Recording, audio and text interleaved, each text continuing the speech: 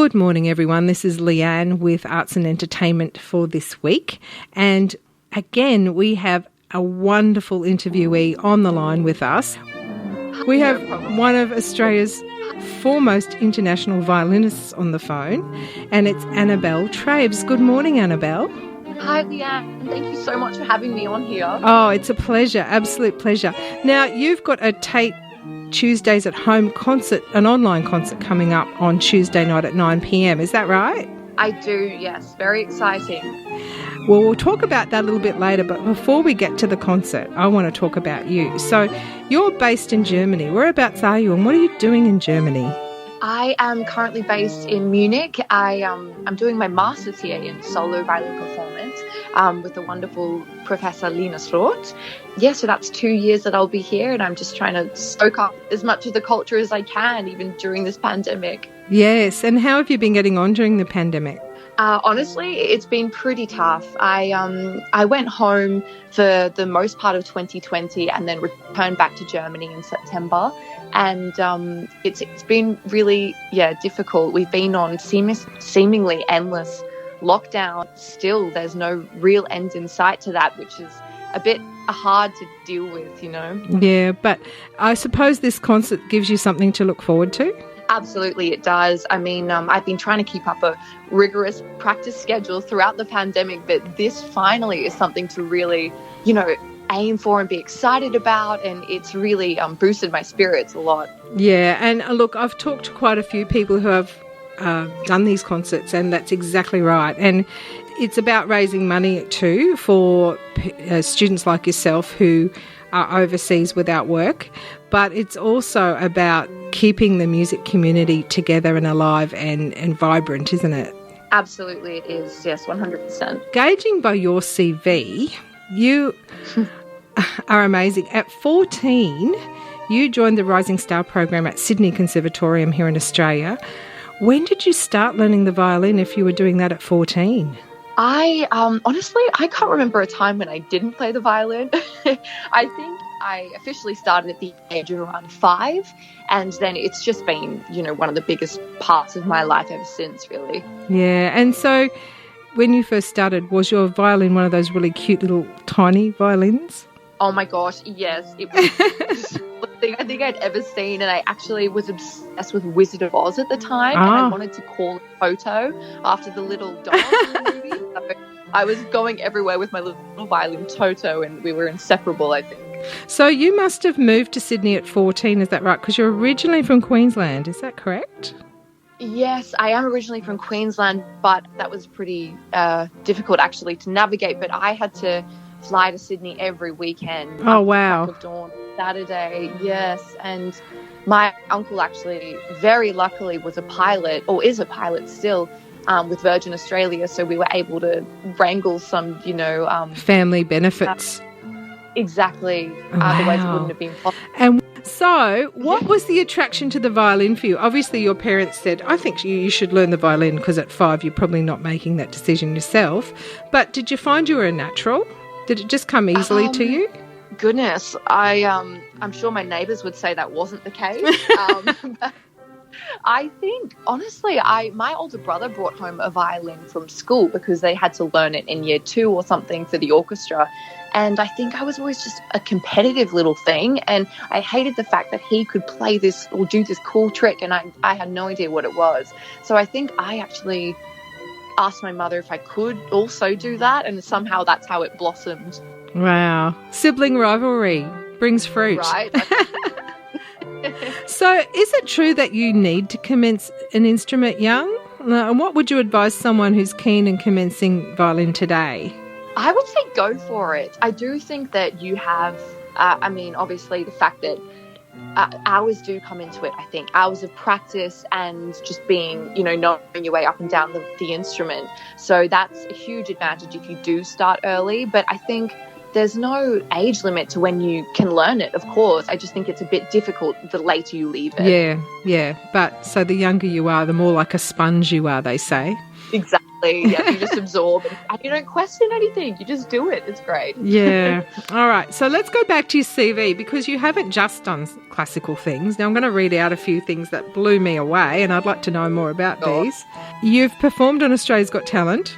I have, yes. Performed with Bruce Springsteen, Diana Krall, Michael Bublé and Delta Goodrem. Now, most people all their lives would dream of doing that. How on earth did those things come about?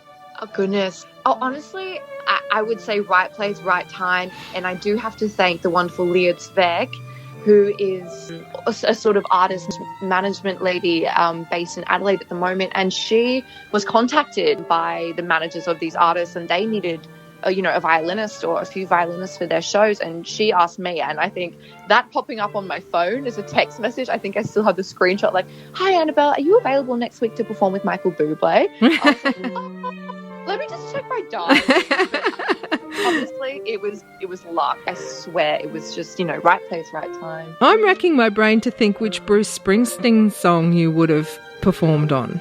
Oh, so there's one that there were a couple actually. Gosh, I can only remember the name of one of them. There's one called New York City Serenade or something like that. Yep.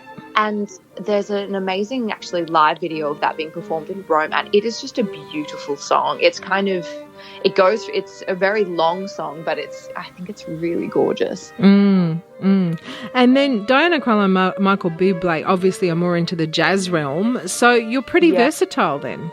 I like to think so, but it's a real treat for me to be able to do these things and be a bit versatile, because I have such an interest in other genres of music, and so I'm lucky that I do get to experiment with that and perform with people. And look, in the classical world, you've won prize after prize. You've been a concertmaster and a soloist too many times to mention. So what have been the highlights there? Oh, wow. I think most recently, certainly the international tour with the Australian Youth Orchestra. I was very fortunate to be able to be concertmaster for that tour, and that was just, honestly, I will have those memories for the rest of my life, just the most incredible times performing in Amsterdam in the Concertgebouw, and then we did the tour and came back and performed at home in the Opera House, and just the connections that you make with all of the amazing people you're touring with, and then the experiences you share together on stage are just incredible, honestly. It would be an amazing experience to be even in the Australian Youth Orchestra, let alone concertmaster and touring the world. So that sounds wonderful. It just sounds great. Now, you've achieved excellence constantly since you were 14 or before. What do you aspire to now? Like, what's the big thing you want to achieve now? That's such a hard question. It honestly. is, isn't it? Look, I think that I'm a firm believer that, honestly, musical careers, they never reach an end point. They never reach a sort of climax, like, well, that's it, you've done that, you've got nothing else or no higher to go. So I think my philosophy is to always work as hard as you can and put yourself out there all the time, say yes to everything, and audition and perform always. And I think if there was a landmark that I'd love to reach, I would love to be able to get back to Carnegie Hall again to perform. That would be amazing. Again. Yes. Other than that, I think just keep working hard and hopefully some good things come my way. So in regards to the sort of cool other things, is there a performer you haven't performed with yet who you'd love to be on stage with? I have always been a huge fan of Coldplay, and they have so many strings in their songs. So Coldplay, you know who to call. But I was, maybe if one time they toured Australia, that would be so amazing to be on stage with Coldplay. I just love that band so much. Yeah, and you've got to stay cool at the same time, Exactly. I was interviewing, I don't know if you know Renee Geyer.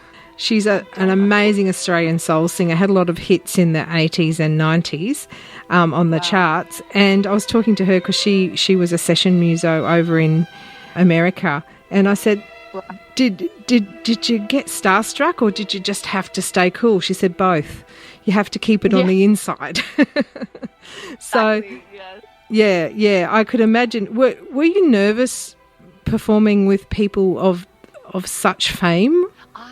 To be honest, no, I was so excited. I just can't even tell you, I can't even explain how excited I was. I think just to be there, and that just like overrode every other emotion that I could have possibly felt, which ended up being very good, because you never want to stuff up on stage. No.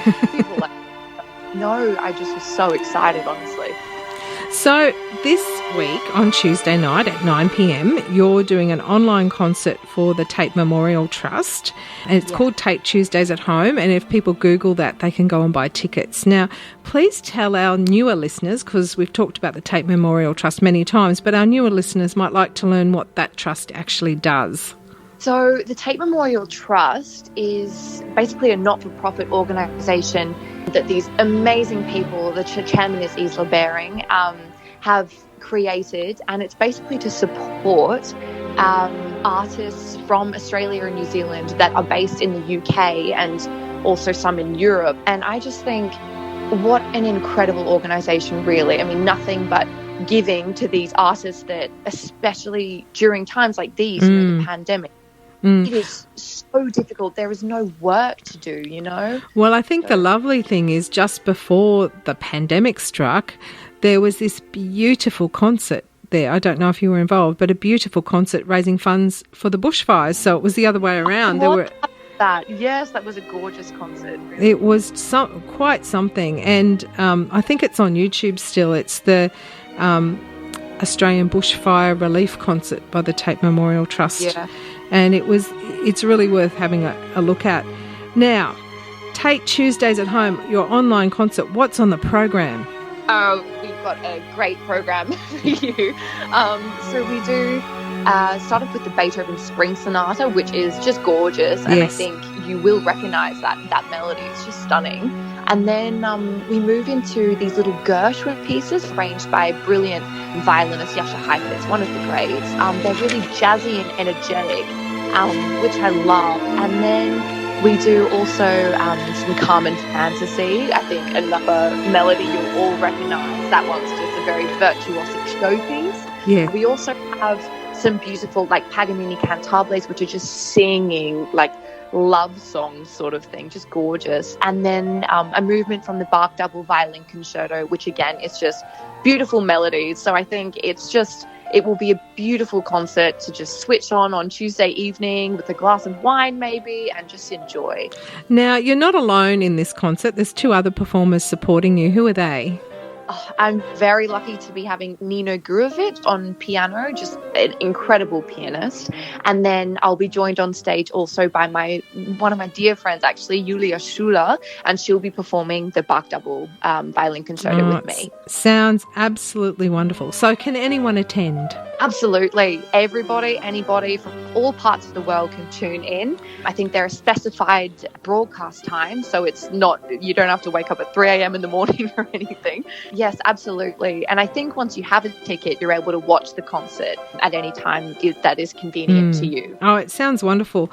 And I think a portion of the concert ticket goes to you to help you sustain yourselves, and also a portion goes to the emergency fund of the Tate Memorial Trust, I believe. Yes, which is just a wonderful concept. So I do keep some of the profits from the tickets, and the rest will go towards helping other artists as well that need the money, which I just think is beautiful. And there's been a fair few of those lately, I'm sure, in the last 12 months. It's been crazy. Yeah. So that's wonderful, Annabelle. Thank you so much for joining us today. It's been wonderful speaking with you, and I will look out for your concert. I'll look forward to it. And anyone who's a classical music buff out there, please go online, Google Tate Memorial Trust Tate Tuesdays at Home and get your ticket for Tuesday 27th of April at 9 p.m.